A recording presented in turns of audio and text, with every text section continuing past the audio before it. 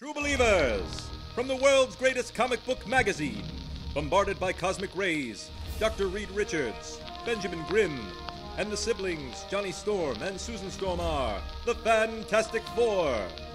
Reed Richards, with his tremendous intellect and ability to stretch great lengths, is Mr. Fantastic. Now you see her, now you don't. Susan Storm is the Invisible Girl, hotter than a volcano and able to break the bonds of Earth's gravity. Johnny Storm is the Human Torch. And of course, with the strength of 20 mortal men, the hard-bodied, rock-skinned, ever-loving blue-eyed Thing. Together, these Fantastic Four use their powers to defend humanity against all foes who would threaten the Earth. And now, another exciting episode featuring our intrepid heroes. Our mystifying narrator sets the stage for another adventure that takes us on a journey into mystery. The year, as counted by Earthmen, is 1962. In the hallowed halls of their nation's capital, two men stride towards a meeting with what many would consider destiny. Their fate, and the fate of their world, will be forever changed by their actions today. And why do they want to see us again, Reed? It's run 1 minute. The next they want us over for coffee and donuts. You know, it's enough to make me want to clobber somebody. Take it easy, Ben. None of this would be possible without the government footing the bill. Besides, it's not every day you get to meet the President of the United States. Yeah, you keep talking like that, I'm going to be too nauseated to fly your spacebound jumbo jet. Come on now, Ben. You know I wouldn't dream of taking the Excelsior into space without you piloting it. Besides, we're here. It's too late to back out now. You're a piece of work, you know that? If it was anybody else, I'd have told him to hit the road already. Come on in, boys. I've been expecting you. Oh, thank you very much, Mr. President. It really is an honor. The man to my left is... this man needs no introduction to me. Ben, how in the hell are you? I can't complain, Jackie. How's the wife? She's on vacation with the kids at Hyannisport for a few weeks. She's been asking about you. You better be careful there, Jack. I might steal her away from you. You tell her I've been busy with this intellectual crumb bum. How's Bobby? Real pain in the ass. All kid brothers are. You two know each other? Sure. You remember that whole thing with PT 109? I read about it, of course. Well, Ben here was the fellow that rescued us. Fished us out of the water like a couple of Maine lobsters.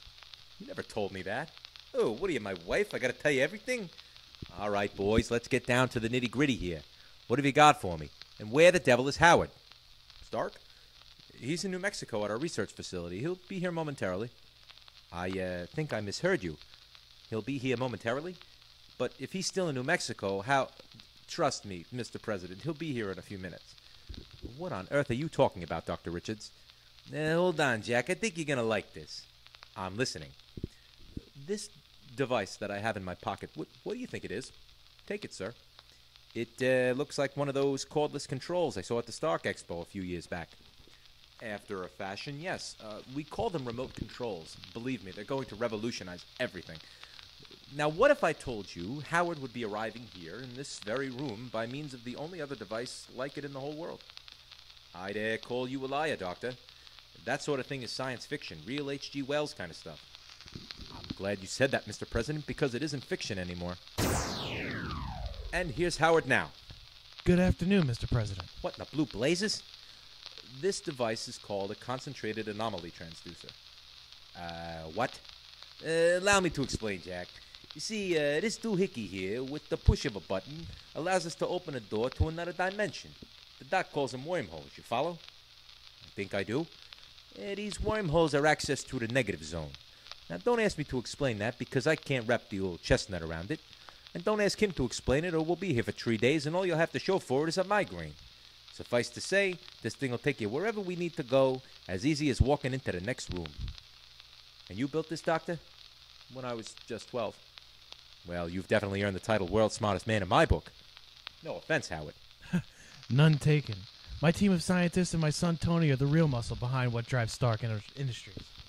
Aside from this little curiosity, what can we do for you, Mr. President? Well, now that you're all here, what's the status on the Excelsior launch? My technicians have been wrapping up Reed's required shuttle modifications. We'll be ready to launch tomorrow afternoon. Our team is trained in just finishing our own set of launch checks. Ah, now that's what I like to hear. I'd ask more questions, but I'm afraid the answers might not mean as much to me as they would to you. Thank you for the vote of confidence, Mr. President. With that, then, we'll be heading back to New Mexico. Howard, are you coming with us? I'll be along by more conventional means later, Reed. I've still got some business details to iron out here. Here, have your anomaly transducer back. I know you haven't fully prepared your prototype yet. No sense testing things out when you've got such a big day tomorrow. True enough, Howard. Mr. President, would you care to do the honors? All right. What do I do? Do you see the big red button? I do. Don't push the big red button. No, don't do that. That will initiate the self-destruct. Push the little blue button there on the right. And why would you make the big red button the self-destruct, if you don't mind me asking? Well, my reasoning was if it fell into the wrong hands, communist hands perhaps, most would be apt to think the device is powered by the red button. Ah, I see. Not just smart, but clever too. I'm impressed.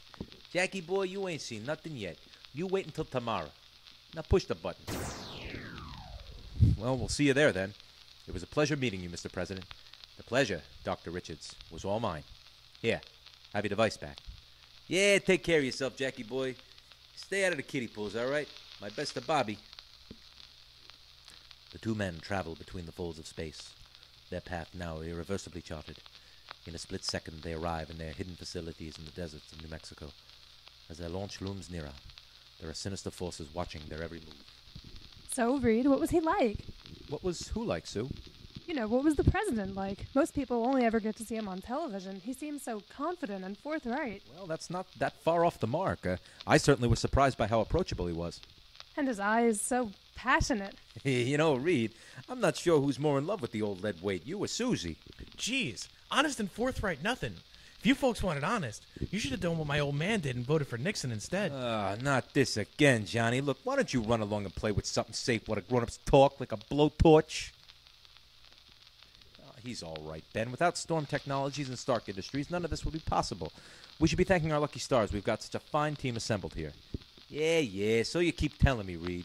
Besides, Sue and Johnny are part of the Excelsior's crew. No sense burning bridges we haven't crossed yet. You know me, Reed. I'd never had a problem with Susie over there, but that little hothead, though. A hothead? Why don't you pick on somebody your own size? Or can't you find one? Enough, you two. We've got enough work to do by getting ready for tomorrow's launch. Dr. Richards, we need you in Shuttle Bay to approve our team's modifications. I'll be right there, Natalie. All right, you three. Let's get our last-minute preparations underway. Who was that? Natalie Roman. She's an assistant for one of Stark's team leaders. I might have to just go introduce myself later. I wouldn't try it, kid. She's way out of your league, and you're what, 10? Says the man who needs a chisel to shave in the morning. Were you born, or did just someone find you laying in a quarry? What are you getting at, pipsqueak? You've got rocks in your head. I said break it up, you two. Whatever you say, Susie. Fine, sis. As the crew of the Excelsior separate to finish last-minute preparations, they remain unaware of the figure observing them. Blasted Richards! This should have been my project from the beginning. Instead, I'm relegated to serving not just one, but two hopeless fools. Victor, I've got Dr. Richards reviewing our modifications now. You'll address him as Doctor, but not your direct superior. I apologize, Dr. Doom. That's better. I have these acquisition forms for you to take to General Ross and Howard Stark. We'll need these materials to finish our modifications. I'll get them delivered straight away, Doctor. Everything is coming to fruition. Soon what was my birthright will be mine again. Yes, Blonsky. What is it you require? Fool! Do not address me by name over open communication. It is you who are the fool, Comrade Blonsky. I devised this device myself. There are none present who could decipher this communication. Now speak. What is it you want? Has everything gone according to plan? Da. Richards and his team will die in the cold of space when their shielding tragically fails against the surge of solar radiation. Your requested documents have already been transmitted to your bumbler Venko. Now, what of my requests? Very good, Victor. As promised, your lordship over Latveria has been made official. All you need to do is cross the sea, and your homeland will be waiting with open arms. Good. Doom is pleased with this turn of events. We will not speak again until I am in Latveria. Oh, one more thing, Blonsky. What? Keep your pet spider in check before she is crushed by the boot of doom. The morning sun greets a nervous army of scientists, readying for the shuttle launch. They know history is about to be made, even if they do not know the whole of it.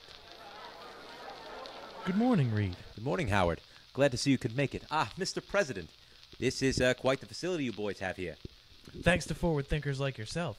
Other administrators might not have been so kind.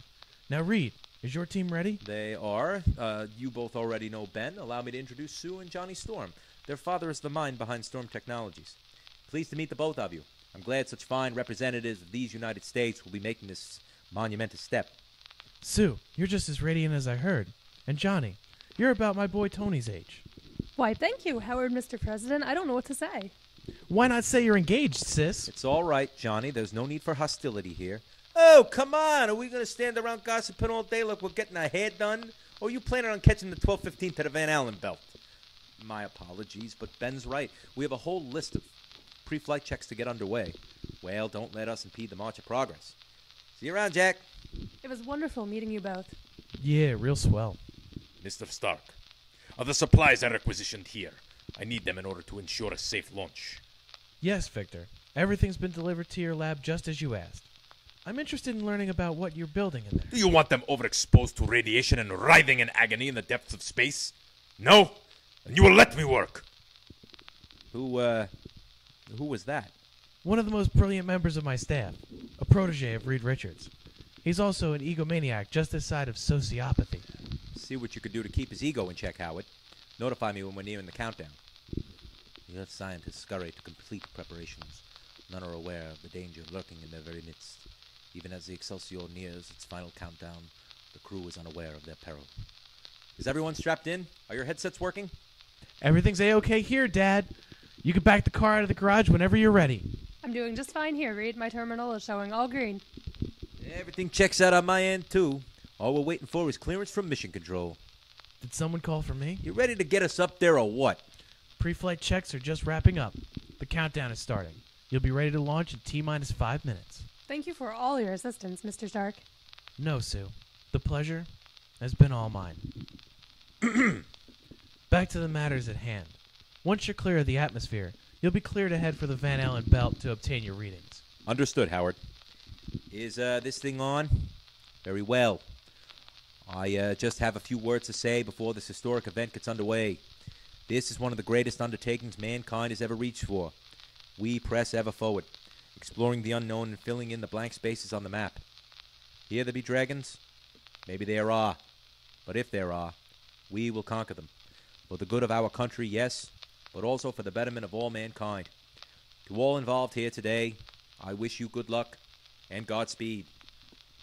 Thanks, Jackie boy. Couldn't have done it without you. At least that's what Reed keeps telling me.